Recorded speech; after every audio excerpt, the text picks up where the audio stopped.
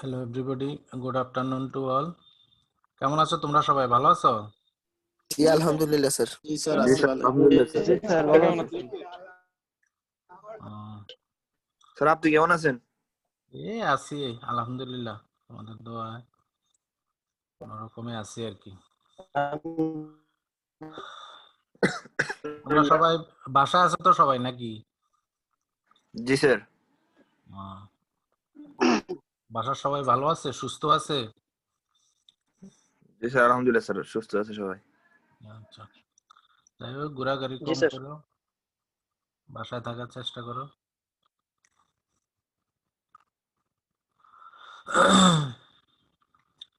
ওকে, আমরা শুরু করি। আসছে তো মোটামুটি সবাই, না? জি স্যার, মোটামুটি আসছে স্যার। আমি তোমাদের যে কোর্সটা পড়াবো এই কোর্সটা হলো জেনারেল মেডিসিন। জেনারেল মেডিসিন, এটার কোর্স কোড হলো বিএমএস 323। বিএমএস 323 323। আর এটার প্র্যাকটিক্যাল কোর্সের কোড নাম্বার হলো বিএমএস 324 324। এই কোর্সটা আমরা দুইজনে মিলে পড়াবো, আমি আর বেলাল স্যার। আমি বেলাল স্যারকে বলছি এটার কোশ্চেন সেন্টার আমি বেলাল স্যার সাথে থাকবে আর কি। আমি বলছি যে রবিবারে আমি নিব আর বেলাল স্যার মঙ্গলবারে নিবে। বেশিরভাগ কোর্সে হয়তো বা আমার নিতে হবে, যেহেতু আমি এটার মেন। বেলাল স্যার আমার সাথে থাকবে আর কি। স্যারও প্র্যাকটিক্যাল যখন হবে, তোমাদের ইউনিভার্সিটি যখন খুলবে তখন আবার প্র্যাকটিক্যাল হবে আর কি। তো আপাতত আমরা থিওরি কোর্সটা দুজনে মিলে নিব। আমরা চেষ্টা করবো যে একটা শেপে নিয়ে আসার জন্য এবং কমপ্লিট করার জন্য। কোনো কিছু না বুঝলে এটা আমি দেখি কোর্সের শেষে যদি সময় পাওয়া যায় তাহলে আমি আলোচনা করব, কারণ কোর্সের মাঝখান দিয়ে যদি তোমরা টপিকস নিয়ে কথা বলো, টাইমটা তো তোমার সীমিত, তখন দেখা যায় যে ডিসকাশন করতে করতে সময় অনেক লেন্দি হয়ে যায়। এজন্য কোর্সের শেষে যদি সময় পাওয়া যায় তখন আমরা আলোচনা করব, অথবা আমাকে মেসেঞ্জারে তোমরা নক করো বা হোয়াটসঅ্যাপ, মেসেঞ্জার, ইমো, যেটাতে হোক, যে সোশ্যাল নেটওয়ার্কিং যে সাইটগুলো আছে এগুলোতে আমি অ্যাভেলেবল। তোমরা যে কোনো সময় নক করলে আমাকে পাবা। কাজের সময় আমার সম্ভব হলে যতটুকু সম্ভব আমি বলে দেওয়ার চেষ্টা করব। আর যদি যে জিনিসটা মনে হয় যে তোমার ডিসকাশন অনেক বড় হবে, তখন এটা ইন্ডিভিজুয়াল প্রবলেম হলে তোমরা ইন্ডিভিজুয়ালি নক করো। আর জেনারেল প্রবলেম হলে তো আমি ক্লাসেই সমাধান করার চেষ্টা করব। তোমরা জানো এই সেমিস্টার থেকে তোমাদের মেডিসিন কোর্স শুরু হবে। মেডিসিন কোর্সটা হলো মোস্টলি এটা প্র্যাকটিক্যালি অ্যাপ্লিকেবল কোর্স। আমাদের ডিপার্টমেন্ট থেকে যে সাবজেক্টগুলো অফার করা হয়, মেডিসিন, সার্জারি এবং অবস্টেটিক্স, এগুলো এগুলো প্র্যাকটিক্যাল ওরিয়েন্টেড। মানে ফিল্ডে তোমরা এখন থেকে ফিল্ডের বিষয়গুলো, অ্যানিমেলের ডিজিজ ট্রিটমেন্ট বা সার্জিক্যাল প্রসিডিউর বা সার্জিক্যাল কারেকশন, এগুলো তোমরা আস্তে আস্তে ওরিয়েন্টেশন হবা। তবে বিস্তারিত ডিজিজগুলো জানতে আগে আমাদের মেডিসিনের বেসিক কিছু নলেজ আমাদের প্রয়োজন। এই জন্য আমাদের আরেকটা কোর্স আছে, তোমাদের সাথে বেলাল স্যার আর আনিস স্যার নিবেন। ওটার আনিস স্যার মনে হয় এটার মেন কোর্স টিচার। এটা হলো তোমার ফান্ডামেন্টাল অফ ক্লিনিক্যাল মেডিসিন। এটাতে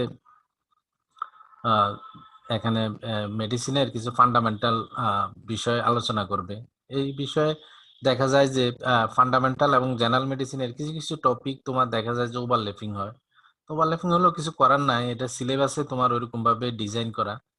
আমরা চেষ্টা করব ওইরকম ভাবে পড়ানোর, যাতে বেশি যাতে ওভারল্যাপিং না হয়, আমরা চেষ্টা করব।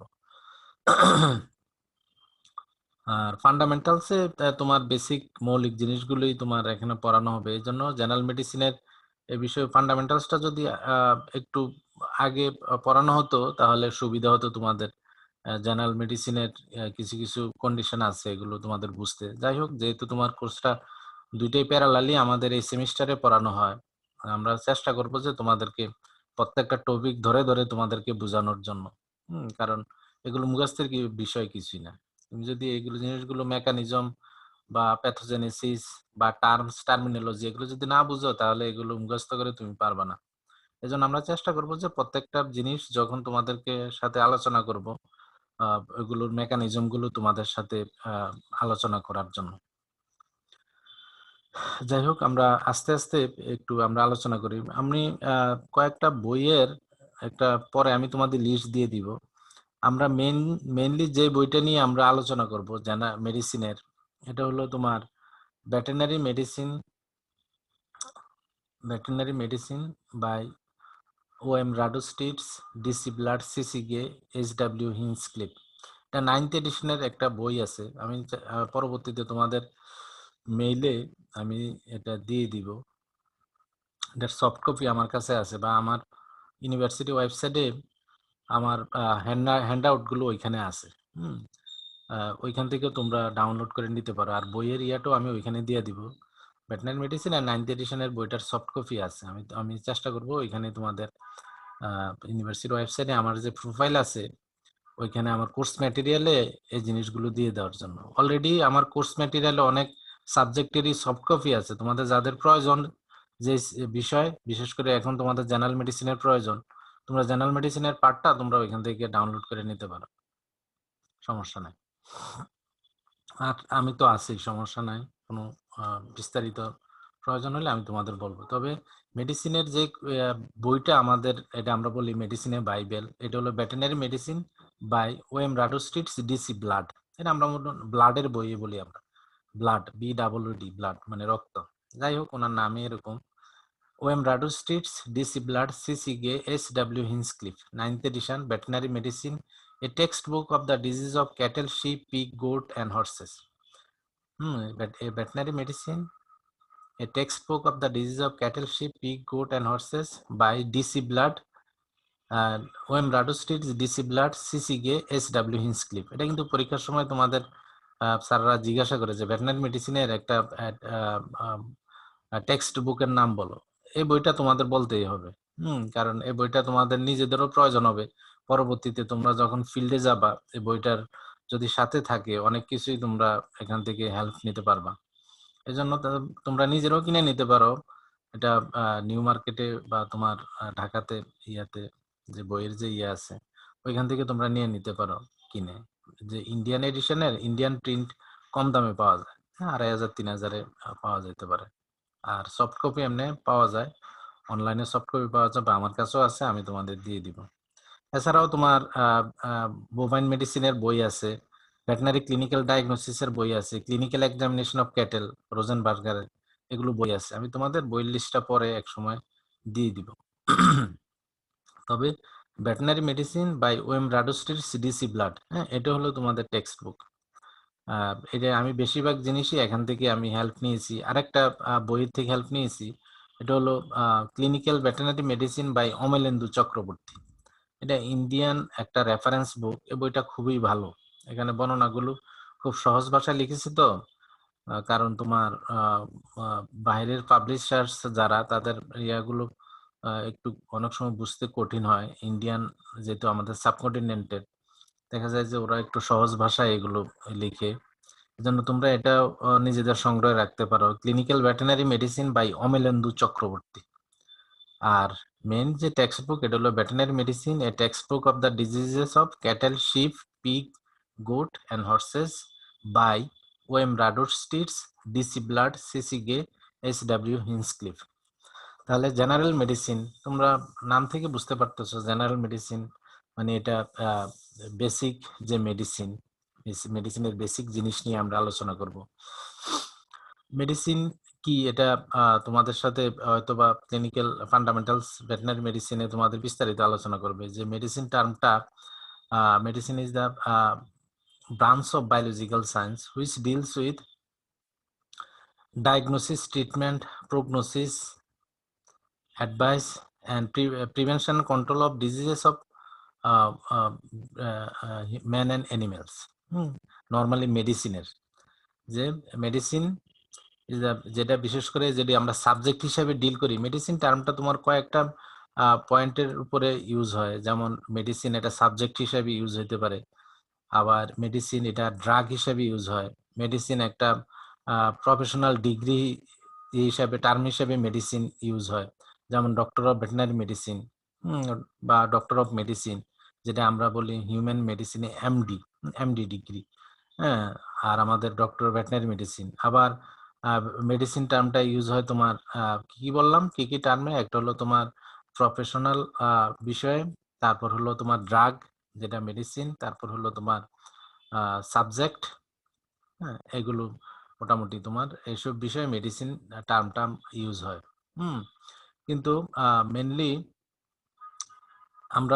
আমরা আলোচনা করব মেডিসিনটা সাবজেক্ট টপিক হিসাবে, যে মেডিসিনের বিভিন্ন ধরনের সাবজেক্ট আছে, যেমন fundamentals of clinical medicine, general medicine, তারপর হলো তোমার large animal medicine, small ruminant medicine, small animal medicine, বিভিন্ন মেডিসিন আছে। তো এখানে আমরা ইউজ করব মেডিসিনটা, এটা তোমার সাবজেক্টের ওরিয়েন্টেশন হিসাবে। তবে মেডিসিন টার্মটা ইউজ হয় বিভিন্ন ইয়ের ক্ষেত্রে, যেমন এটা প্রফেশনাল ডিগ্রি হিসাবে, তারপর হলো তোমার ড্রাগ হিসাবে, সাবজেক্ট হিসাবে, এগুলো। তো মেডিসিন, জেনারেল মেডিসিন, এটার ডেফিনেশন বলার আগে আমরা যে মেডিসিনের ইউজ হয় on the basis of practice, medicine can be classified as clinical medicine and preventive medicine. Clinical medicine and preventive medicine, এটা আমরা ভেটেরিনারি মেডিসিনে আমরা ইউজ করতে পারি clinical veterinary medicine and preventive veterinary medicine. Clinical medicine এটা বা clinical veterinary medicine, এটা নাম থেকে বুঝতে পারতেছো এটা ক্লিনিক সম্পর্কিত, মানে ক্লিনিকে বা হসপিটালে অ্যানিমেল আসে কি জন্য? বেশিরভাগ ক্ষেত্রে আসে অ্যানিমেল যখন তোমার অসুস্থ হয়, এখানে নিয়ে আসে তোমার চিকিৎসার জন্য। তো চিকিৎসা করার জন্য আমাদের কি কি বিষয় ফলো করতে হবে? এখানে তোমার অ্যানিমেল যখন নিয়ে আসার হয় তখন আমরা ডিজিজ ডায়াগনোসিস করি। ডায়াগনোসিস করতে গেলে অ্যানিমেলের ডেমোগ্রাফিক ডাটা দেখতে হয়, অ্যানিমেল কোন পরিবেশে ছিল, এনভায়রনমেন্ট দেখতে হয়, হ্যাঁ, তারপর পারিপার্শ্বিক অবস্থা দেখতে হয়। এসব বিষয়ের উপর ভিত্তি করে আমরা ডিজিজ ডায়াগনোসিস করি। সাথে সাথে আমরা ইটিওলজিক্যাল ডায়াগনোসিস করি, যে ডিজিজটা কি জন্য হতে পারে, bacterial disease, viral disease, protozoal disease, fungal disease, কি জন্য হতে পারে, এগুলো আমরা ডিটেকশন করি। এর উপর ভিত্তি করে ডিজিজটা ডায়াগনোসিস হয়। ডায়াগনোসিসের পর তারপর করা হয় তোমার ট্রিটমেন্ট। আরেকটা বিষয় হলো তোমার প্রগনোসিসের টার্মগুলো তোমাদের আসবে, যে প্রগনোসিস হলো তোমার forecasting of any types of disease, মানে হলো ভবিষ্যৎবাণী করা, যে একটা ডিজিজ আমরা দেখে বুঝতে পারি যে ডিজিজটা ভালো হবে, এটা প্রগনোসিস কেমন, ডিজিজটা কি ট্রিটমেন্ট করলে ভালো হবে নাকি তোমার অনেক সময় লাগবে, এটা কি ক্রনিক ডিজিজ, নাকি তোমার এটা খুবই সিভিয়ার কন্ডিশন, এটার প্রগনোসিস ভালো না। যেমন এরকম কিছু ডিজিজ আছে, যেমন এনিমেলের কিছু ডিজিজ আছে, যেমন এনিমেলের যদি শক হয়, বা তোমার দেখা যায় যে অ্যাসপিরেশন নিউমোনিয়া হয়, বা নিউপ্লাস্টি গ্রোথ হয়, ক্যান্সারাস গ্রোথ হয়, বা অনেক সময় দেখা যায় যদি সেপ্টিসেমিয়া হয়, কিন্তু এগুলো কন্ডিশন। এইসব ক্ষেত্রে দেখা যায় যে প্রগনোসিস ভালো হয় না, দেখা যায় যে এগুলো ট্রিটমেন্ট করলেও দেখা যায় যে এনিমেল মারা যায়। এক্ষেত্রে আমরা বলতে পারি যে যখন ওনার নিয়ে আসবে চিকিৎসা করতে, আমরা আগেই বলে দিব যে আমরা চিকিৎসা করতে পারি, ওনারকে আগে তোমার একটু ইয়ে করে নিতে হবে তাদেরকে, যে এটা তো ঠিক সঠিক সময় নিয়ে আসেন নাই, এমন সময় নিয়ে আসছেন, এটার প্রগনোসিস এটার আগে বলে দিব যে এটা আসলে আমরা চেষ্টা করব, তবে এটার প্রগনোসিস ভালো হবে না। যেমন নিউমোনিয়া, অ্যাসপিরেশন নিউমোনিয়া, যে অ্যানিমেলকে যদি তোমার ওষুধ খাওয়ানোর সময় বা পানি খাওয়ানোর সময় যদি শ্বাসনালী দিয়ে ওষুধ বা পানি ঢুকে বা খাবার ঢুকে যায়, তখন দেখা যায় যে এই ক্ষেত্রে লাং নেক্রোসিস হয়, সিভিয়ার নিউমোনিয়া হয়। এই ক্ষেত্রে প্রগনোসিস খুবই খারাপ অবস্থা হয়। আবার অনেক সময় দেখা যায় যে সেপ্টিসেমিক কন্ডিশন হয়, যেমন তোমার সিজারিয়ান অপারেশন বা কোনো কারণে যদি সিভিয়ার ইনজুরি হয়, তখন দেখা যায় যে এই সেপ্টিসেমিক কন্ডিশন হয়, যার জন্য দেখা যায় যে সেপ্টিসেমিক শক হয়। কারণ সেপ্টিসেমিয়ার ক্ষেত্রে তোমার অর্গানিজম, ব্যাকটেরিয়া এবং এর টক্সিন ব্লাডে চলে যায়, এই ক্ষেত্রে এনিমেল সাডেন শক করে এবং এনিমেল দেখা যায় যে রিকাম্বেন্ট হয়ে যায়, এনিমেল শুয়ে পড়ে, এক্ষেত্রে আর দেখা যায় যে চিকিৎসা করলেও ভালো হয় না। এটা তুমি দেখেই বুঝা, যেমন একটু আগে একটা অ্যানিমেল আমি তো হসপিটাল থেকে আসলাম, যেমন ছাগলের পিপিআর হয়েছে, ছাগলের পিপিআর হওয়ার পর নিয়ে আসছে, দেখা যায় যে এটা ফুল রিকাম্বেন্ট হয়ে গেছে, মানে কালকে থেকে এটা একবার শুয়ে পড়ছে, দেখা যায় যে কোনো রকমে এটার শ্বাসটা টিকে আছে। তো আমরা আগেই বলে দিছি যে এটার আপনি তো অনেক দেরি হয়ে গেছে, এটার এখন আর চিকিৎসা করলে ভালো হবে না, কারণ এটা 2-3 দিন ধরে সিভিয়ার ডায়রিয়া ছিল, তারপর মুখে ঘা ছিল, কাশি ছিল, শ্বাসকষ্ট ছিল, মুখ দিয়ে মুখে ক্ষত ছিল, এগুলো দেখে আমরা বুঝছি যে এটা পিপিআর। এবং ওই এরিয়াতে বা ওই ফার্মে দেখা যায় আমরা বলে দিছি যে আপনার অন্যান্য ছাগলও আক্রান্ত হওয়ার সম্ভাবনা আছে, এই জন্য ওইগুলো যেগুলো আছে সবগুলোকে চিকিৎসা করার জন্য, এবং যেগুলো আক্রান্ত হয়ে গেছে এগুলোকে আলাদা করে রাখার জন্য বলছি। আর এটার প্রগনোসিস যেহেতু আমি মনিরকে বলছি যে সকালে এটা তাড়াতাড়ি কলারা স্যালাইন দাও ওকে, এটা তাড়াতাড়ি কলারা স্যালাইন দাও, সিপ্রোফ্লক্সাসিন এটা আইভি তে দিয়ে দাও, সিরাইতে দিয়ে দাও। কিন্তু তোমার দেখা যায় যে স্যালাইন মনে হয় তোমার 60-70 ml যাওয়ার পরেই দেখা যায় যে এটা তোমার মারা গেছে। তার মানে এটা আমরা প্রগনোসিস সকালে এসে বলে দিছি যে এটা আসলে ভালো হবে না, কারণ পিপিআর এর যদি ইনিশিয়াল স্টেজে চিকিৎসা করা হয় তাহলে দেখা যায় অনেক ক্ষেত্রে ভাগ্য ভালো হইলে বাঁচে, কারণ পিপিআর এটা বলা হয় যে তোমার আহ, এটা গোট পেস্ট, যেটা খুবই মারাত্মক, যেটা তোমার এটাকে গোট প্লেগও বলা হয়, যেরকম ক্যাটেল ফ্লেগ বলা হয় রিন্ডারপেস্টকে, এটা গোট প্লেগ হলো তোমার পিপিআর। এই ডিজিজ খুবই মারাত্মক, ফ্লেগ মানে মহামারী, যেটা হলে তোমার দেখা যায় যে পালে তোমার সব ছাগল আক্রান্ত, এবং শুধু পালে না ওই এলাকায় এটা তোমার মহামারী আকারে এই ডিজিজটা দেখা দেয়। এটা ইপিডেমিক বা এন্ডেমিক আকারে ছড়াই পড়ে।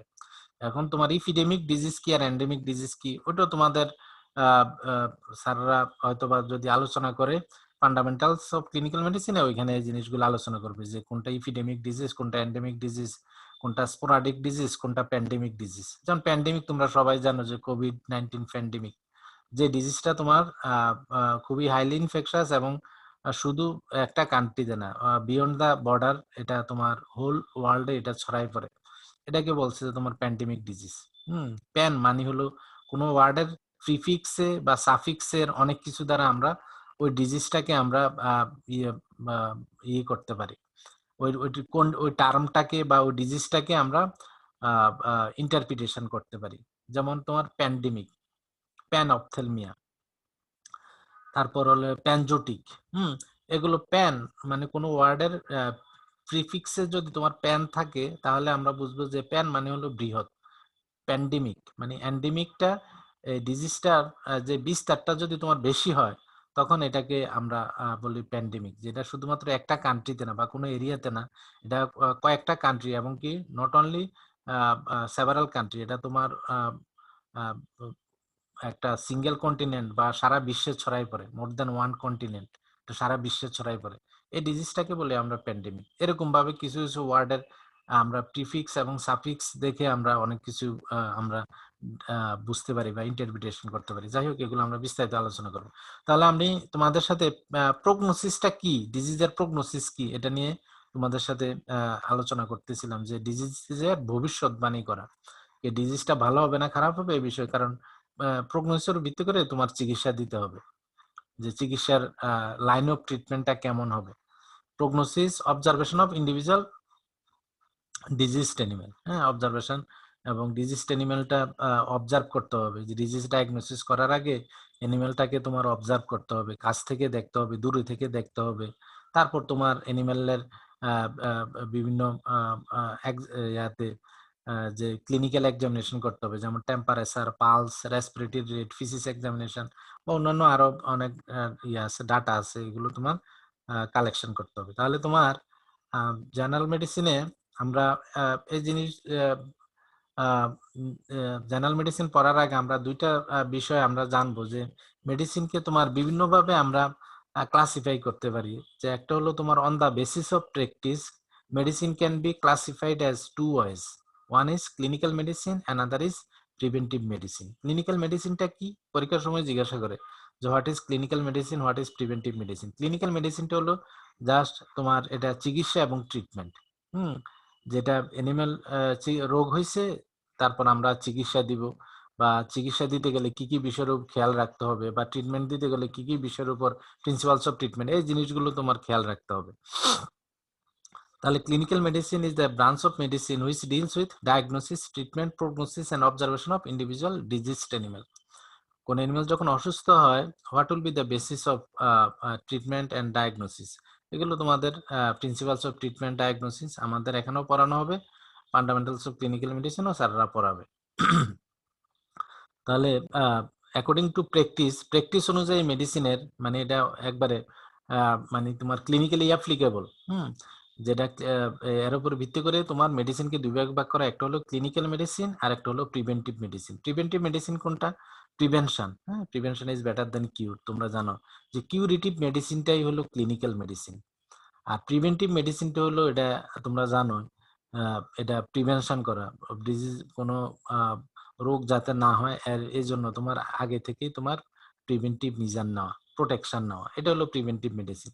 তোমরা জানো যে প্রিভেন্টিভ মেডিসিনের প্যারামিটারস গুলো কি, কিসের উপর ভিত্তি করে প্রিভেন্টিভ মেজার নেওয়া হয়।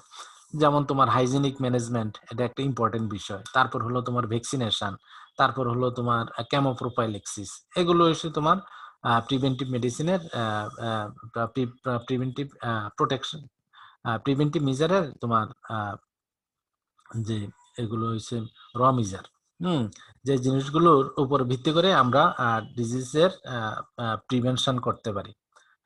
একটা হলো তোমার হাইজিনিক ম্যানেজমেন্ট। হাইজিনিক ম্যানেজমেন্টটা কি তোমরা জানো যে যে এরিয়াতে এনিমেল আছে বা যে এনভায়রনমেন্টে এনিমেল আছে ওইখানে তোমার পরিষ্কার পরিচ্ছন্নতা বজায় রাখা। যেমন তোমার ফার্মে তোমার বায়োসিকিউরিটি, তোমরা পোল্ট্রি সায়েন্সে তোমরা পড়েছো যে ফার্মে বায়োসিকিউরিটি মেনটেন করতে হয় যাতে রোগ বালাই যাতে না আসে। বায়োসিকিউরিটি টার্মটা অনেক বৃহৎ। তোমার বায়োসিকিউরিটি করতে গেলে কি কি বিষয় ফলো করতে হয় এগুলো তোমরা জানো যে ফার্মে তোমার ফুটপাথ রাখতে হয়, তারপর তো হলো তোমার ফার্মে তোমার প্রোটেক্টিভ ক্লথিং রাখতে হয়, তারপর হলো গামবোর্ড থাকতে হয়, আর অনেক কিছু থাকতে হয়। তারপর নিজের বায়োসিকিউরিটি তোমার বিভিন্ন স্টেপ আছে, এগুলো মেনটেন করতে হয়। তেমনিভাবে তোমার প্রত্যেকটা ডিজিজের ক্ষেত্রেও তোমার যা হাইজিনিক ম্যানেজমেন্ট বলতে অ্যানিমেলটা যে পরিবেশে থাকে ওই পরিবেশে যাতে রোগ বালাই যাতে না আসতে পারে এর জন্য তোমার আগে থেকে তোমার পরিষ্কার পরিচ্ছন্ন রাখা, এটাই হলো হাইজিনিক ম্যানেজমেন্ট।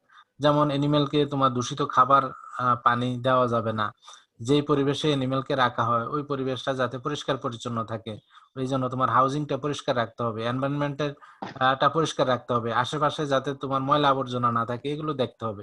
এটা হলো হাইজিনিক ম্যানেজমেন্ট, যে আগে থেকেই তোমার পরিষ্কার পরিচ্ছন্ন রাখা।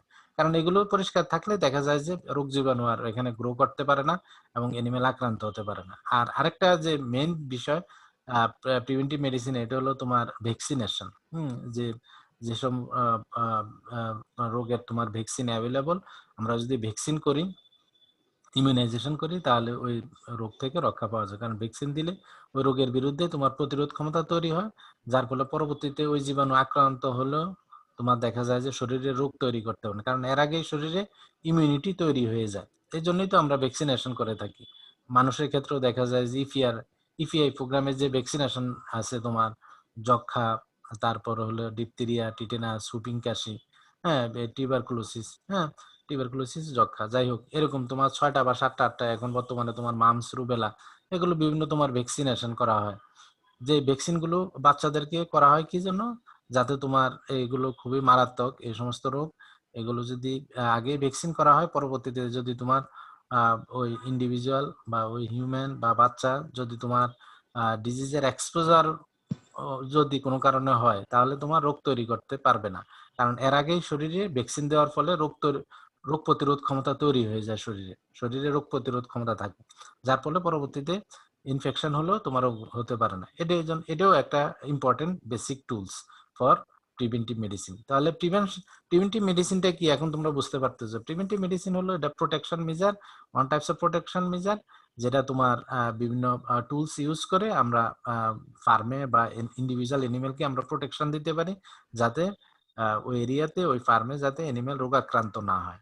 তাহলে বুঝতে পারতেছো দুইটা ভিন্ন জিনিস, একটা হলো কিউরেটিভ মেডিসিন আর একটা হলো প্রিভেন্টিভ মেডিসিন। কিউরেটিভ মেডিসিনটা হলো যেটা রোগ হবে এবং রোগ হবে, রোগের হওয়ার পর এটা রোগের ডায়াগনোসিস হবে, তারপর ওই অনুযায়ী আমরা চিকিৎসা দিব, এটা হলো তোমার ক্লিনিক্যাল মেডিসিন বা কিউরেটিভ মেডিসিন। আর প্রিভেন্টিভ মেডিসিন হলো এটা জাস্ট উল্টা, যেটা রোগ হওয়ার আগেই আমরা এমন কিছু প্রোটেকশন মিজান নিব, প্রোটেক্টিভ মিজান নিব, যাতে তোমার ওই ইন্ডিভিজুয়াল বা ওই এনিমেল যাতে রোগাক্রান্ত না হয়। যেমন কি কি টুলস গুলো আমরা ইউজ করব, যেমন হাইজিনিক ম্যানেজমেন্ট তোমার বায়োসিকিউরিটি, তারপর হলো তোমার ভ্যাকসিনেশন, তারপর হলো কেমোপ্রোফাইলিক্সিস। এই মেজারগুলোর মাধ্যমে আমরা ডিজিজ প্রিভেন্ট করতে পারি। তাহলে তোমার according to practice, disease can be classified as two ways. One is clinical medicine, another is preventive medicine. তাহলে ক্লিনিক্যাল মেডিসিনটা হবে তোমার রোগ হবে, রোগ হওয়ার পর রোগের ডায়াগনোসিস হবে, তারপর চিকিৎসা হবে। আর প্রিভেন্টিভ মেডিসিনে এখানে কোনো চিকিৎসার বিষয় না, এখানে কোনো চিকিৎসার বিষয় আসবে না। তোমরা অনেক সময় জিজ্ঞাসা করলে তোমার প্রিভেন্টিভ মেডিসিনটা ক্লিনিক্যালে লাগাই দাও, ক্লিনিক্যালেরটা তোমার দেখা যায় প্রিভেন্টিভ মেডিসিন দিয়ে দাও, বা প্রিভেন্টিভ যেসব মানে উল্টা করো, ভাইস ভার্সা। প্রিভেন্টিভ মেডিসিনে এখানে কোনো চিকিৎসা আসবে না, এখানে তোমার এনিমেলের আগে থেকে আমরা প্রোটেকশন নিব যাতে রোগ না হয়, যার জন্য বিভিন্ন ধরনের মিজান নেওয়া হয়। তাহলে আমরা তোমাদেরকে যদি জিজ্ঞাসা করা হয় যে অ্যাকর্ডিং টু প্র্যাকটিস মেডিসিন কত প্রকার, তখনই তোমরা বলবা যে ক্লিনিক্যাল মেডিসিন আর একটা হলো প্রিভেন্টিভ মেডিসিন। এরা এরা এছাড়াও তোমার বিভিন্ন ধরনের ক্লাসিফিকেশন আছে, যে অ্যাকর্ডিং টু স্পেসিস মেডিসিনকে বিভিন্নভাবে আমরা ক্লাসিফাই করি। যেমন তোমাদের সাবজেক্টগুলো স্পেসিস ওয়াইজ আমাদের সাবজেক্টগুলোতে অনেক সময় মেডিসিন আমরা পড়িয়ে থাকি। যেমন তোমার বোভাইন মেডিসিন, যেটা ক্যাটেলের ডিজিজ নিয়ে স্টাডি করা হয়। তারপর হলো ক্যানাইন মেডিসিন, এটা ডগের ডিজিজ নিয়ে। ফেলাইন মেডিসিন, বিড়ালের ডিজিজ নিয়ে। তারপর হলো তোমার ক্যাফ্রাইন মেডিসিন, এটা হলো গোটের ডিজিজ। ওভাইন মেডিসিন, শিফের ডিজিজ। ইকুয়াইন মেডিসিন, হর্সের ডিজিজ। ফুটসাইন মেডিসিন, পিগের ডিজিজ। তো অ্যাকর্ডিং টু স্পেসিস মেডিসিনকে আমরা এরকম ভাবে আমরা ক্লাসিফাই করতে পারি, যে caprine medicine, ovine medicine, feline medicine, বা বিভিন্ন এরকম তোমার বিভিন্ন ক্লাসিফিকেশন করতে পারি। তবে ফিল্ডে আমাদের অ্যাপ্লিকেবল হলো তোমার এটাই, যে অ্যাকর্ডিং টু প্র্যাকটিস, যেটা এই জন্য আমি এখানে তোমাদের যেহেতু দুইটা এটা ইম্পর্টেন্ট, এই জন্য আমি এখানে তোমাদের সাথে আলোকপাত করলাম, কথা বললাম, যে একটা হলো ক্লিনিক্যাল মেডিসিন আর একটা হলো তোমার প্রিভেন্টিভ মেডিসিন। আমি যে ইয়াটা শেয়ার করলাম তোমরা দেখতে পাচ্ছ তো নাকি? জি স্যার, জি স্যার, দেখা যায় স্যার, দেখা যায়। পাচ্ছি স্যার। তাহলে তোমার অ্যাকর্ডিং টু প্র্যাকটিস মেডিসিনকে জি দুইভাবে ক্লাসিফাই করা হয়, একটা হলো ক্লিনিক্যাল মেডিসিন আর একটা হলো প্রিভেন্টিভ মেডিসিন। এছাড়াও তোমাদের সাথে বললাম যে স্পেসিস ওয়াইজ মেডিসিনকে ক্লাসিফিকেশন, এটা তোমাদের সাথে আলোচনা করলাম। আরেকটা ইয়ে হয়েছে, যেমন এজ ওয়াইজ মেডিসিনকে classification. According to age medicine can be classified as two wise. One is paediatric medicine আর একটা হলো জেরিয়াট্রিক্স মেডিসিন। পেডিয়াট্রিক্স মেডিসিন তোমরা যেটা জানো, পেডিয়াট্রিক্স বিভাগ মানে শিশু বিভাগ। তোমার যে বিশেষ করে বাচ্চাদের বা ইয়াং এনিম্যালস এর যে ডিজিজ নিয়ে যে মেডিসিন আলোচনা করা হয় এটাকে বলে paediatrics.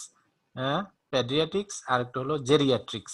Geriatrics, GERI TRICS, geriatrics. ওটা স্যারের তোমাদের বিস্তারিত ইয়াতে ফান্ডামেন্টালসে বলবে, আমি এখন আর বললাম না। তাহলে তোমার এজ ওয়াইজ মেডিসিনকে ক্লাসিফাই, যেমন ইয়াং এনিমেলের বা বাচ্চাদের ডিজিজ নিয়ে আলোচনা করবে পেডিয়াট্রিক্স মেডিসিন, অ্যাডাল্টের ডিজিজ নিয়ে আলোচনা করবে জেরিয়াট্রিক্স মেডিসিন। এরকম ভাবে মেডিসিনের আমরা বিভিন্নভাবে ক্লাসিফিকেশন করতে পারি। তবে ক্লিনিক্যালি মেডিসিনের ক্লাসিফিকেশন যেটা খুবই অ্যাপ্লিকেবল, এটা হলো তোমার ক্লিনিক্যাল মেডিসিন এবং প্রিভেন্টিভ মেডিসিন। এটা আমরা ভেটেরিনারি সায়েন্স, এটাকে আমরা বলতে পারি ক্লিনিক্যাল ভেটেরিনারি মেডিসিন আর একটা হলো প্রিভেন্টিভ ভেটেরিনারি মেডিসিন, যেটা আমরা এনিমেলের ডিজিজ নিয়ে আমরা আলোচনা করবো। আর প্রিভেন্টিভ মেডিসিন এমনি শুধু বললে এটা অনেক সময় এটা হিউম্যানের ডিজিজ প্রোটেকশন, যেটা হিউম্যান মেডিসিন, এটাকে কমিউনিটি মেডিসিনও বলা হয়। প্রিভেন্টিভ মেডিসিন এটা হিউম্যান মেডিসিন। এই জন্য আমরা পড়ার সময় তোমরা ওইভাবে লিখতে পারো যে ক্লিনিক্যাল ভেটেরিনারি মেডিসিন এবং প্রিভেন্টিভ ভেটেরিনারি মেডিসিন। এখন আমরা আলোচনা করব আমাদের যে সাবজেক্ট টপিক, যেটা হলো তোমার জেনারেল মেডিসিন। যে জেনারেল মেডিসিনে আমরা কি বিষয় নিয়ে আমরা আলোচনা করব, এটা একটু বিস্তারিত আমরা তোমাদের সাথে আলোচনা করব। General medicine is a branch of medicine which deals with non-specific condition of the diseases in different hosts like fever, dehydration, toxemia, septicemia, acidosis, alkalosis, anorexia, pica, etc.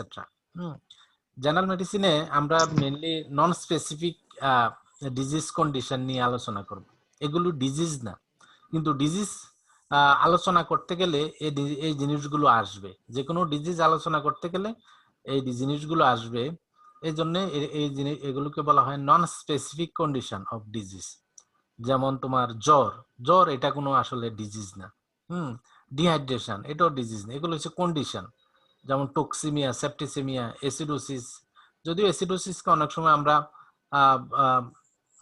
অনেক সময় ডিজিজ হিসাবে অনেক সময় আমরা পড়ি, কিন্তু এটা নন স্পেসিফিক কন্ডিশন। কারণ কোনো অন্য একটা ডিজিজের জন্য এসিডোসিস হতে পারে। যেমন তোমার রুমিনাল এঙ্গোর্জমেন্ট, রুমিনাল এঙ্গোর্জমেন্টের জন্য তোমার দেখা যায় যে এসিডোসিস হয়। তোমরা জানো যে গরু বা ছাগল যদি কার্বোহাইড্রেট বেশি খেয়ে ফেলে, তখন পেটে তোমার অ্যাসিড তৈরি হয়, যে ল্যাকটিক অ্যাসিড তৈরি হয়, যে যার জন্য দেখা যায় যে এটা এসিডোসিস হয়। অ্যালকালোসিস তো একই রকম ভাবে, যেটা ডায়েটারি অরিজিনে হয় বা কোনো শরীরে যদি কোনো সিস্টেমিক অ্যাবনরমালিটিস দেখা দেয় তখন অ্যালকালোসিস হতে পারে। বা কোনো পয়জনিং হলে অ্যালকালোসিস হতে, যেমন ইউরিয়া পয়জনিং। হ্যাঁ, ইউরিয়া মোলাসেস ব্লক খাওয়ানোর সময় বা তোমার ইউরিয়া মোলাসেস স্ট্র খাওয়ানোর সময়, অনেক সময় মোটা তাজাকরণের সময় যদি বেশি পরিমাণে ইউরিয়া দেওয়া হয় তখন অ্যালকালোসিস হয়, যেটা আমরা বলি ইউরিয়া পয়জনিং। অ্যানোরেক্সিয়া, এটা হলো তোমার যে খাওয়া দাওয়ার রুচি কমে যাওয়া, খাওয়া দাওয়ার রুচি কমে যাওয়া, খায় না শুকাই যায়, এগুলো তো কোনো রোগ না, এগুলো হলো রোগের কন্ডিশন। বিভিন্ন কারণে তোমার খায় না, বা তোমার এনিম্যাল ওয়েট লস হতে পারে। কি কি কারণ হতে পারে? যেমন তোমার ডায়েটারি ডেফিসিয়েন্সির জন্য হতে পারে, এনিম্যাল যদি খাবার কম খায় এর জন্য হতে পারে। তারপর এবং খাবার কম খেতে পারে কি জন্য, বা খাবারে যদি নিউট্রিশন কম থাকে এর জন্য হতে পারে। যে অনেক সময় এডুকেট অ্যামাউন্ট খাবার থাকে কিন্তু শরীরে দেখা যায় যে এনিম্যাল খায়ও কিন্তু এটা কাজে লাগে না। এটা হলো তোমার শরীরের জন্য নিউট্রিশন কম থাকে। নিউট্রিটিভ খাবার যদি কম কম পাওয়া যায়, ভিটামিন মিনারেলস এগুলো যদি কম থাকে, ম্যাক্রো মিনারেলস, তারপর হলো তোমার মাইক্রো মিনারেলস, এগুলো দেখা যায় যে হজম প্রক্রিয়ায় এনজাইমেটিক রিঅ্যাকশনে এগুলো প্রভাবক হিসাবে কাজ করে, হজমে সহায়তা করে বা ইউটিলাইজেশনে সাহায্য করে। এই জন্য দেখা যায় যে নিউট্রিশনের ঘাটতির জন্য অনেক সময় দেখা যায় যে এডুকেট অ্যামাউন্ট অফ খাবার খেলেও দেখা যায় যে এগুলো তোমার দেখা যায় যে এগুলোর জন্য অ্যানিমেলের স্বাস্থ্যহানি ঘটে, বা মানুষের ক্ষেত্রেও তো যদি ধরো মানুষের ক্ষেত্রেও হতে পারে। তারপর দেখা যায় যে তোমার পাইকা বা পিকা, এটা হলো তোমার এটা বিভিন্ন রোগের জন্য হতে পারে, বা ভিটামিন মিনারেলস ডেফিসিয়েন্সি হলেও দেখা যায় যে এনিম্যাল আবল তাবল খাবার খায়। when animal feed undigestible food substance which is not considered as food, যে এনিম্যাল কিছু কিছু সময় এনিম্যাল আবল তাবল কিছু খাবার খায়, এই খাবারগুলো দেখা যায় যে এগুলো নর্মালি এনিম্যালের খাবার হিসাবে গণ্য না। এই কন্ডিশনটাকে যখন হয় তখন এটাকে আমরা বলি পাইকা। হ্যাঁ, এটা একটা কন্ডিশন, কিন্তু এটা হতে পারে কি জন্য? শরীরে বিভিন্ন সিস্টেমিক ডিজিজের জন্য হতে পারে, বা ভাইটামিন বা মিনারেল ডেফিসিয়েন্সির জন্য হতে পারে। তবে মেনলি এটা ভাইটামিন মিনারেলস ডেফিসিয়েন্সির জন্য হয়, যেমন তোমার iron, copper, cobalt, vitamin B complex. হ্যাঁ, এগুলোর জন্য হতে পারে যে এনিম্যাল দেখা যায় যে মাটি কামড়ায় খায়, বা দেখা যায় যে শুকনা গোবর লিকিং করে, আয়রন মঞ্জারিন করে, যে বেড়া আছে, দরজা আছে, এগুলো দেখা যায় যে যে ইয়ে আছে, যে এগুলোর মধ্যে যে রডে যে মরিচা পড়ে এগুলো দেখা যায় যে লিকিং করে, বা অন্য অ্যানিমেলের প্রস্রাব তোমার লিকিং করে। মানে যেগুলো খাবার হিসাবে অ্যানিমেল খায় না, ওই সমস্ত আবল তাবল জিনিস অ্যানিমেল খায়। হ্যাঁ, এগুলো মাঝে মাঝে আমাদের কাছে নিয়ে আসে, দেখবা যায় এসে বলে যে স্যার এটা গরুটা বা ছাগলটায় দেখা যায় দাঁত কাটে, এটা মাটি খায়, প্রস্রাব খায়, শুকনা পায়খানা খায়, এগুলো আবল তাবল খাবার খায়। তখন আমরা বুঝি যে বেশিরভাগ ক্ষেত্রে এগুলো কৃমি সংক্রমণ হয়, পরবর্তীতে মিনারেল ডেফিসিয়েন্সি হয়। তখন আমরা দেখা যায় যে অ্যানথেলমেন্টিক দিয়ে পরবর্তীতে ভিটামিন মিনারেলস প্রিপারেশন দিলে দেখা যায় যে 1-2 সপ্তাহের মধ্যে ভালো হয়ে যায়। যাই হোক, এগুলো তোমাদের এগুলো হলো নন স্পেসিফিক কন্ডিশন। যেমন ফিভার, ফিভারটা বা জ্বর হওয়া, জ্বর তোমার বিভিন্ন কারণে হতে পারে। এটা একটা কন্ডিশন যে শরীরে টেম্পারেচার বেড়ে যাবে। টেম্পারেচার বেড়ে গেলে এটা প্যাথোলজিক্যাল কন্ডিশনে শরীরে যখন টেম্পারেচার বাড়ে তখনই আমরা জ্বর বলি। আর টেম্পারেচার বাড়লে এটাকে আমরা যদি নর্মাল থেকে বেশি হয় তখন এটাকে আমরা বলি হাইপারথার্মিয়া।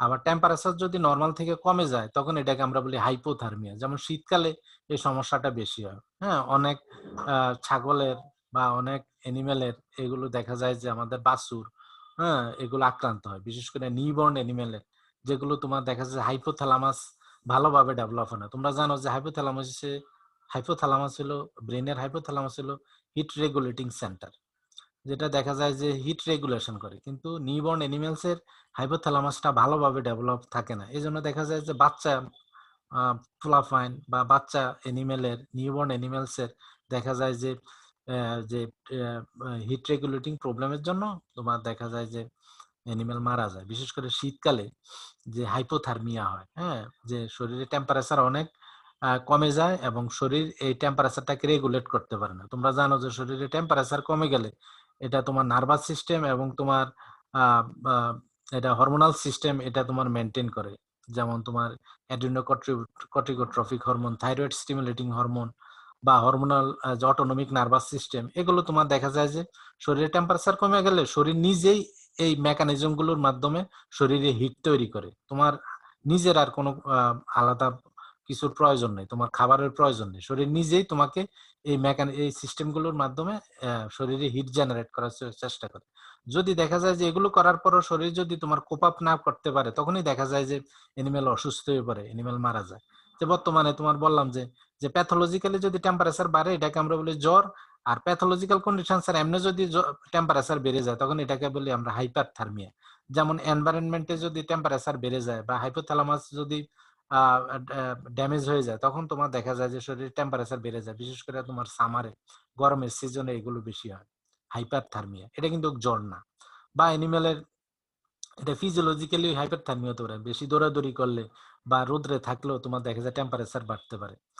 হাইপারথার্মিয়ার জন্য দেখা যায় যে এনিমেল হিট স্ট্রোক করে মারা যায়, মানুষ হিট স্ট্রোক করে মারা যায়। বিশেষ করে সামারে মানুষ অনেক সময় বা এনিমেল, যে এনিমেল গুলো ক্রসবিড এনিমেল, হ্যাঁ, এগুলো দেখা যায় হিট স্ট্রোক করে মারা যায়। বা মুরগির ক্ষেত্রে ব্রয়লার, এগুলোর ক্ষেত্রে হিট স্ট্রোকের সমস্যা বেশি। হ্যাঁ, এটা হলো তোমার হাইপারথার্মিয়া। এমনি তোমার টেম্পারেচার, জ্বরের ক্ষেত্রে যে টেম্পারেচার বাড়ে এটা হলো প্যাথোলজিক্যাল কন্ডিশন, মানে এখানে তোমার বিভিন্ন জীবাণু সংক্রমণ থাকবে বা টিস্যু ড্যামেজ হবে বা শরীরে বিভিন্ন কারণে টক্সিন তৈরি হবে। এই টক্সিন গুলোর জন্যই দেখা যায় যে শরীরে হিট রেগুলেটিং সেন্টার কে স্টিমুলেশন দেয়, হিট রেগুলেটিং সেন্টার তখন ঠিকমতো কাজ করতে পারে না, তখন শরীরে টেম্পারেচার বেড়ে যায়। এটাকে বলছে যে তোমার জ্বর, যে আমাদের যে জ্বর হয় ব্যাকটেরিয়া ফিভার, ভাইরাল ফিভার, এগুলোর জন্য হতে পারে, বা টিস্যু ড্যামেজের জন্য জ্বর হতে পারে। আরেকটা বললাম যে কি তাহলে টেম্পারেচার সম্পর্কিত যে নন স্পেসিফিক কন্ডিশন, এগুলো হলো তোমার ফিভার, হাইপারথার্মিয়া, হাইপোথার্মিয়া। যে শীতকালে একটা সমস্যা দেখা দেয় যেটা বললাম হাইপোথার্মিয়া, যে নিউবর্ন এনিমেলস এটা বেশি হয় কারণ তাদের hypothalamus heat regulating centre well develop থাকে না। এই জন্য দেখা যায় যে এনিমেল হিট রেগুলেশন ঠিকমতো না করতে পারে না এবং মারা যায়।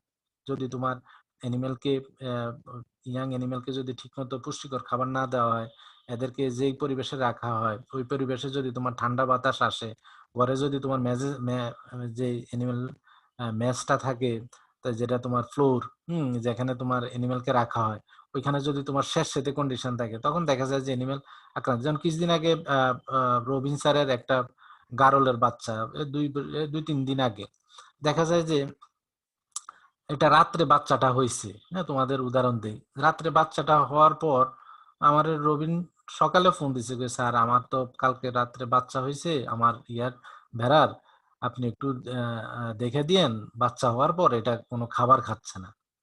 তো আমার কাছে এটা নিয়ে আসছে পরের দিন, এটা হয়েছে কিন্তু আগের দিন। যাই হোক, ওই দিন তোমার শনিবার ছিল, তো আমি যাই নাই আর কি, রবিবারে তোমার অফিসে গেছি। তো আমার কাছে যখন নিয়ে আসছে তখন দেখা যায় যে অবস্থা খুবই করুণ অবস্থা ছিল, এটা তোমার মারা যাবে। আমি দেখে বলছি যে এটা মারা যাবে, এটা একবার শুয়ে পড়ছে। এটা তোমার রাত্রে এটা হওয়ার পর এটা যেহেতু তোমার যে পরিবেশে রাখা হয়েছিল ওই খাবারের চারির মধ্যে তোমার হয়েছে, খাবারের চারিটা তোমার শেষ সেতে ছিল। শেষ সেতে থাকার জন্য এই ঠান্ডায় তোমার দেখা যায় যে এটা তোমার খুব টেম্পারেচারটা খুব নিচে নেমে গেছে। টেম্পারেচার নিচে নামার পর এনিমেল তোমার ব্রিদিং প্রবলেম হচ্ছে, তারপর শিভারিং হচ্ছে এবং কোনো খাবার খাচ্ছে না। হ্যাঁ, যে মুখ চোখ এগুলো তোমার ফুলে আছে, এগুলো দেখবা যে হাইপোথার্মিয়া হলে এগুলো বেশি হয়। যে অন্য সময় এনিমেলের ঠান্ডা বেশি লাগলে দেখবা যে চেহারা দেখলে আমরা বলতে পারি যে এটা ঠান্ডা লাগছে। বা বাছুরও দেখা যায় রাত্রেবেলা তোমার এগুলো গোয়াল ঘরে ছিল, যে গোয়াল ঘরের তোমার ভেন্টিলেটর সিস্টেম, ভেন্টিলেটিং সিস্টেম ভালো না, হ্যাঁ, বাইরে থেকে তোমার ঠান্ডা বাতাস আসে বা তোমার বর্ষার সময় তোমার বৃষ্টির পানি আসে, এগুলোর জন্য দেখা যায় যে এনিমেলের যদি তোমার ভিজে যায় বা তোমার ঠান্ডার সময় যদি ঠান্ডা বাতাসের এক্সপোজার যদি বেশি হয়, বা যদি দেখা যায় যে বাচ্চা হওয়ার সময় যদি কোনো কারণে যে পরিবেশে বাচ্চা হয়েছে ওই পরিবেশটা যদি তোমার স্যাঁতসেঁতে থাকে, তখন দেখা যায় যে ছোট বাচ্চাদের ক্ষেত্রে বা নিউবর্ন এনিমেলদের ক্ষেত্রে হাইপোথার্মিক সমস্যা বেশি হয়। তখন দেখা যায় যে তোমার তাদের হিট রেগুলেশনের সমস্যা হয়, সময় মতো যদি চিকিৎসা না করা হয় তখন দেখা যায় যে মারা যায়। তো আনফরচুনেটলি আমার কাছে যখন নিয়ে আসছিল তোমার পরের দিন, তখন দেখছি যে এটা খাবারটা কোনো খাবার মুখে তোলে না, এটা নাকের মধ্যে তোমার অল্প একটু তোমার মানে এটা প্রগনোসিস, আমি দেখে বুঝছি যে এটা মারা যাবে। আমি দেখে বলছি যে এটা মারা গেছে কিনা, স্যার এটা মারা যায় নাই, মনে হয় ইয়া আছে, একটু দম আছে। পরে আমি চেক করে দেখলাম যে এটা আনতে আনতে এটা মারা গেছে। হুম মানে টিকে নাই আর কি। তো এরকম তোমার হাইপোথার্মিয়ায় মারা যায়।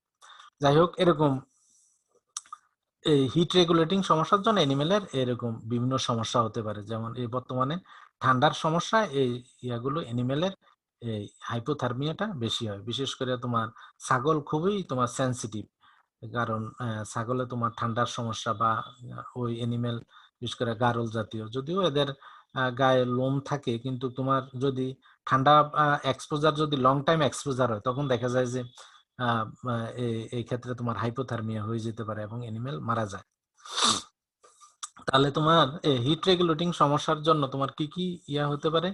একটা হতে পারে তোমার ফিভার, হাইপোথার্মিয়া, হাইপারথার্মিয়া, তারপর হলো তোমার ডিহাইড্রেশন, যে পানি শূন্যতা বা পানি স্বল্পতা। পানি তো একবারে শূন্য হয় না, এটাকে আমরা ডি মিনস অ্যাওয়ে, হাইড্রোর মিনস ওয়াটার, আর হাইড্রেশন, হাইড্রেশন মানে হলো তোমার পানি থাকা আর কি, আর ডি মিনস হলো অ্যাবসেন্স অফ ওয়াটার। যাই হোক, পানি তো কোনো সময় শরীরে অ্যাবসেন্ট থাকে না, এটা হয় স্বল্পতা, তবু এটা টার্মটাকে বলা বলা হয় যে ডিহাইড্রেশন। হ্যাঁ, হাইড্রেশন মানে হলো পানি থাকা, আর ডিহাইড্রেশন, ডি মিনস অ্যাওয়ে, মানে এটা পানি থাকবে না আর কি, শরীরে পানি স্বল্পতা হবে। যে পানি স্বল্পতা হলেও তোমার দেখা যায় যে বিভিন্ন কারণে পানি স্বল্পতা হতে পারে। হ্যাঁ, তোমার টক্সিমিয়া, সেপ্টিসেমিয়া বা বিভিন্ন ব্যাকটেরিয়াল ইনফেকশন, ভাইরাল ইনফেকশনে দেখা যায় যে শরীরে পানি স্বল্পতা হতে পারে, এনিম্যাল পানি খাবে না, বা বা তোমার দেখা যায় যে অ্যান্টারাইটিস, এগুলোর জন্য দেখা যায় যে পানি স্বল্পতা হয়, কারণ শরীর থেকে প্রয়োজনীয় লবণ, হ্যাঁ, যে ইলেকট্রোলাইটস, হ্যাঁ, বা ওয়াটার, এগুলো শরীর থেকে চলে যায়, যেমন ইকোলা, কোলিবিসিলোসিস, সালমোনেলোসিস, বিভিন্ন ভাইরাল ইনফেকশন, ভাইরাল ডায়রিয়া, এগুলোর ক্ষেত্রে দেখা যায় যে সিভিয়ার ডিহাইড্রেশন হয় due to loss of water and electrolytes, যার জন্য এনিমেল দেখা যায় যে মারা যায়। কি কারণে? এই ডিহাইড্রেশনের জন্য এবং ইলেকট্রোলাইট ইমব্যালেন্সের জন্য, অ্যাসিড বেস এবং ইলেকট্রোলাইট ইমব্যালেন্সের জন্য দেখা যায় যে এনিমেল মারা যায়। কিন্তু এটা একটা কন্ডিশন, এটা একটা রোগ না। ডিহাইড্রেশন বা ফিভার, হাইপোথার্মিয়া, হাইপারথার্মিয়া, এগুলো হচ্ছে তোমার কন্ডিশন, এগুলোর জন্য দেখা যায় যে অ্যানিমেল মারা যায়। টক্সিমিয়া, হ্যাঁ, টার্ম থেকে তুমি বুঝতে পারতেছো যে এটা টক্সিমিয়া মিনস হলো এটা এখানে তোমার সাফিক্সে আছে মিয়া, হ্যাঁ, প্রিফিক্স তো সামনে থাকবে, সাফিক্স হলো তোমার পিছনে থাকবে। পিছনের যে সাফিক্সটা মানে সামনের, সরি পিছনে না, সামনের যে ইয়াটা, এটা হলো তোমার সাফিক্স, এটা হলো মিয়া। মিয়া মিনস হলো কোনো টার্মের মধ্যে যদি মিয়া থাকে, সাইন্টিফিক টার্মে যখন মিয়া থাকে, মিয়া মিনস হলো ব্লাড, তাহলে toxin in blood is called toxaemia. মানে টক্সিন যখন ব্লাডে থাকবে তখন এই টার্মটাকে বলা হয় টক্সিমিয়া। এখন টক্সিন তোমার বিভিন্ন কারণে টক্সিন শরীরে তৈরি হয়, এটা হতে পারে তোমার ব্যাকটেরিয়াল টক্সিন, ব্যাকটেরিয়া তৈরি হতে পারে, বা তোমার ফাঙ্গাল টক্সিন, বা তোমার বিভিন্ন খাবারের থেকে আসতে পারে, বা শরীরে মেটাবলিক প্রক্রিয়ার মাধ্যমে টক্সিন তৈরি হতে পারে, যেগুলো শরীরের জন্য হার্মফুল, যেগুলো রোগ তৈরি করে। তাহলে তোমার যে কোনো কারণে হোক শরীরে যখন টক্সিন যখন ব্লাডে থাকে তখন এই কন্ডিশনটাকে বলা হয় টক্সিমিয়া। হুম যার জন্য শরীরে বিভিন্ন সিস্টেমিক অ্যাবনর্মালিটিস দেখা দেয়। সিস্টেমিক অ্যাবনর্মালিটিস মানে হলো তোমার সিস্টেম, যখন কোনো জিনিস আমি সিস্টেমিক বলবো তার মানে এটা সারা শরীরে ছড়াই পড়ে। ব্লাডের মাধ্যমে সারা শরীরে চলে যাবে, তখন এটাকে বলি আমরা সিস্টেমিক ইনফেকশন। এটা হতে পারে তোমার অর্গানিজমের প্রিডাইলেকশন সাইট অনুযায়ী, এটা হতে পারে তোমার ডাইজেস্টিভ সিস্টেমের ডিসঅর্ডার, অথবা রেসপিরেটরি সিস্টেম ডিসঅর্ডার, অথবা তোমার রিপ্রোডাক্টিভ সিস্টেম ডিসঅর্ডার, অথবা তোমার রেনাল সিস্টেম ডিসঅর্ডার, অথবা মাস্কুলোস্কেলেটাল সিস্টেম, বিভিন্ন সিস্টেম ডিসঅর্ডার হতে বা কার্ডিওভাস্কুলার সিস্টেম ডিসঅর্ডার। কিন্তু এটা তোমার অর্গানিজম বা টক্সিনটা এটা তোমার এটা ব্লাডের মাধ্যমে বিভিন্ন মাল্টি অর্গান এফেক্ট হতে পারে, বা কোনো স্পেসিফিক অর্গান এফেক্ট হতে, এই জন্য আমি বললাম প্রিডাইলেকশন সাইট। প্রিডাইলেকশন সাইট বলতে মানে এটা পছন্দের জায়গা, মানে অর্গানিজম টা বা টক্সিনটার ওই নির্দিষ্ট জায়গাতেই তোমার অর্গানিজমটা গ্রো করবে এবং ওই অর্গানটাই ক্ষতি করবে।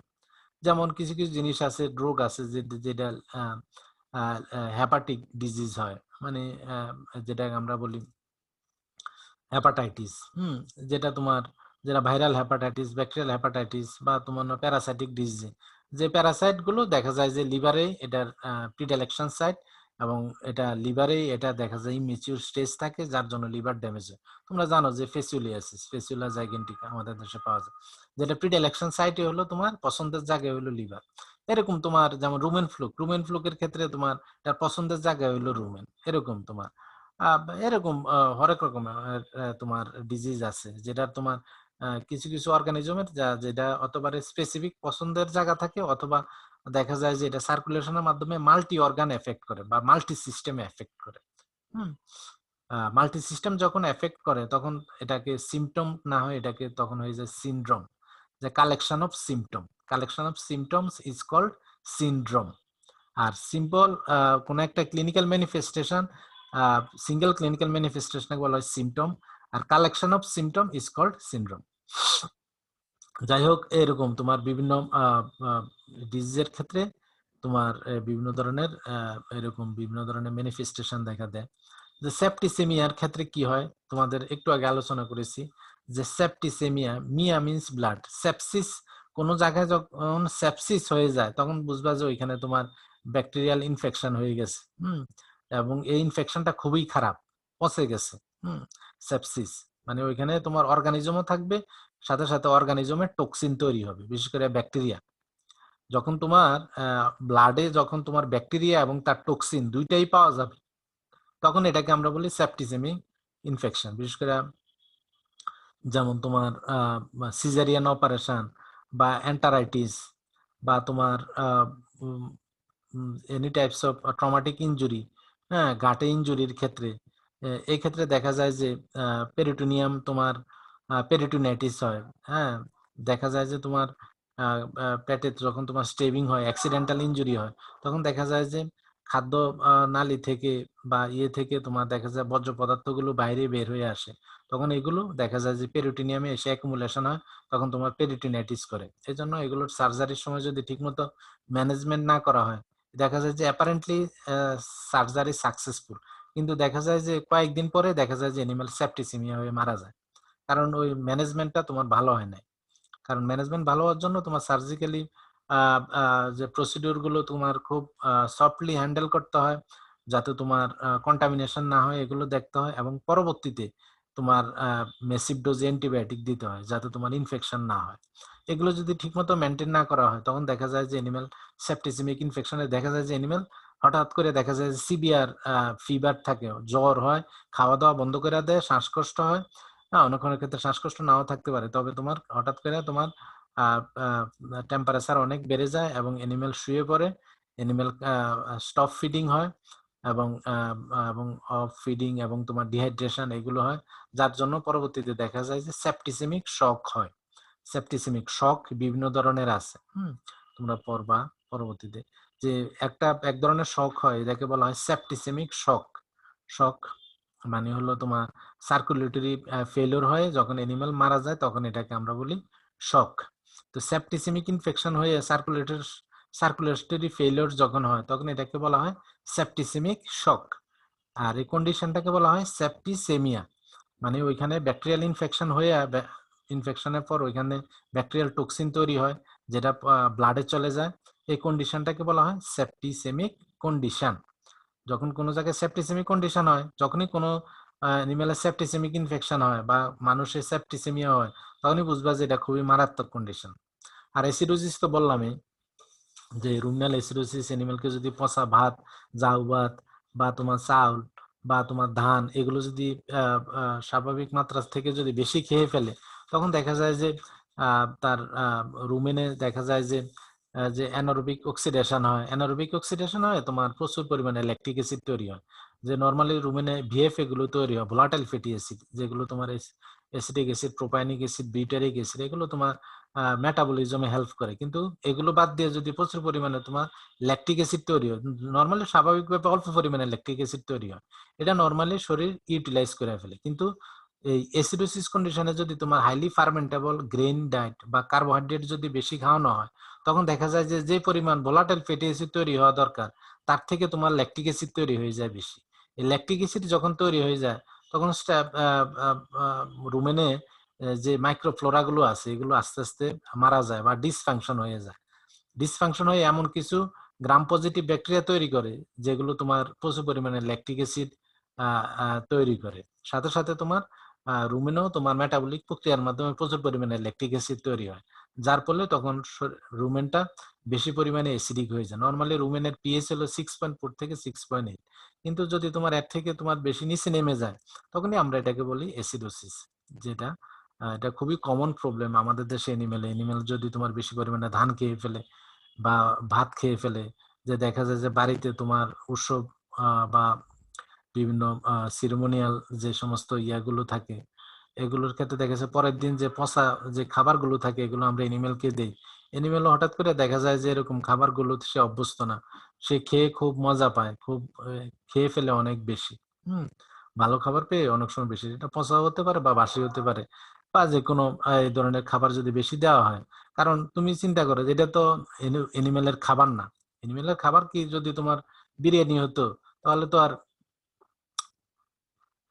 এনিমেলের খাবার তো আর তোমার বিরিয়ানি বা ভাত না। এনিমেলের খাবার হলো তোমার যে রাফেজ এবং কনসেন্ট্রেট, এগুলো প্রপার অ্যামাউন্টে।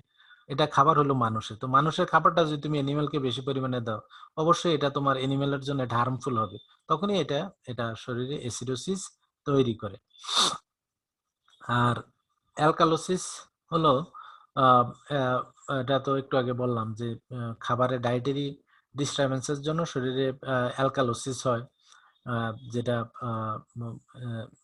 অ্যালকালিন, এটা দুইটা ভিন্ন জিনিস, অ্যাসিড আর অ্যালকালি। হুম, যে বেস অ্যাসিড বেস ইমব্যালেন্স হয়, এই ক্ষেত্রে তোমার অ্যাসিডের পরিমাণ কমে যায়, বেসের পরিমাণ বেড়ে যায়, অ্যালকালি বেড়ে যায়। এটা হতে পারে তোমার নাইট্রোজেনাস ডায়েট যদি বেশি খাওয়ানো হয়, যেমন একটু আগে বললাম যে খাবারে যদি অ্যাক্সিডেন্টালি যদি অ্যানিমেল বেশি পরিমাণে ইউরিয়া দেওয়া হয় বা অন্যান্য নাইট্রোজেনাস ডায়েট যদি বেশি দেওয়া হয়, তখন এটা অ্যালকালোসিস কন্ডিশন তৈরি হয়। এটা তোমার টক্সিক কজের জন্য হতে পারে বা ডায়েটারি অ্যাবনরমালিটিস এর জন্য হতে পারে। অ্যানোরেক্সিয়া তো বললামই, যেটা তোমার খাবার কম খাবে, এটা বিভিন্ন ডিজিজের জন্য হতে পারে, বা শরীরে সিস্টেমিক অ্যাবনরমালিটিস। স্যার আমাদের 3টায় ক্লাস স্যার। হ্যাঁ হ্যাঁ,